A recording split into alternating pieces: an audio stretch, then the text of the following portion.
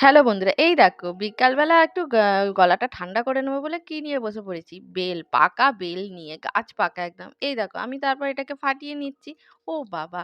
দেখো এ তো ফাটতেই চাইছে না। যা হোক করে ফেটেছে। কিন্তু একটু পচা ছিল। যাই হোক, আমি এই থেকে এক চামচে করে এগুলো একটু বের করে নিলাম। তারপর কি আর কি করব? এই হাতের সাহায্যে ভাবছি ম্যাশড করে নিই যাতে ছিবড়েগুলো একটু কম লাগে। ও বাবা! ম্যাশড করেই যাচ্ছি, করেই যাচ্ছি, করেই যাচ্ছি। এরপর আর কি তাতে দিয়ে দিতে বললাম একটু জল।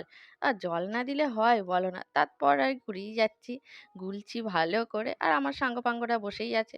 এই দেখ এবার দিয়ে দিচ্ছি পরিমাণ মতো চিনি। আমরা একটু চিনি বেশি খাই। তারপর দেখছি একটু স্বাদ মতো দেবো এবার নুন।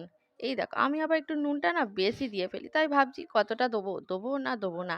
এই দেখো লাস্টমাস দিয়েই দিলাম। আবার দিচ্ছি একটু বিট লবণ যাতে একটু খেতে ভালো লাগে। তারপর আর কি এবার শুরু হয়ে গেছে আমাদের খাওয়ার পালা। এরা বলছে কখন দেবে? তাই ভাবছি ওদেরকে আগে দিয়েই দিই। কিন্তু না রেডি না হলে কিভাবে দিই বলো তো? শেষমেশ ওদের পালা চলে এসছে। ওরা তো একদম মজায় আনন্দ করছে। চল এবার আমি একটা ছাঁকনি, বড় ছাঁকনি দিয়ে ছেঁকে নিচ্ছি। আর ওরা তো ওদিকে চেয়েই বসে আছে। এই বুঝি দিল। আবার বলছে আরো দাও। তারপর দেখো চিয়ার্স করে খেয়ে নিচ্ছে। আবার বলছে হেভি টেস্ট হয়েছে। দেখো তোমাদের দাদাকেও দিয়ে দিলাম। খেয়ে এবার কেমন করবে দেখো তো।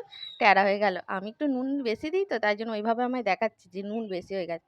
তারপর আর কি আমাকে আর কেউ গ্লাসে করে দেয়নি গো। শেষমেশ কি হলো এই বাটি করেই খেয়ে নিলাম। কিন্তু বাটি করে খেতেও হেভি লাগছিল। খুব ভালো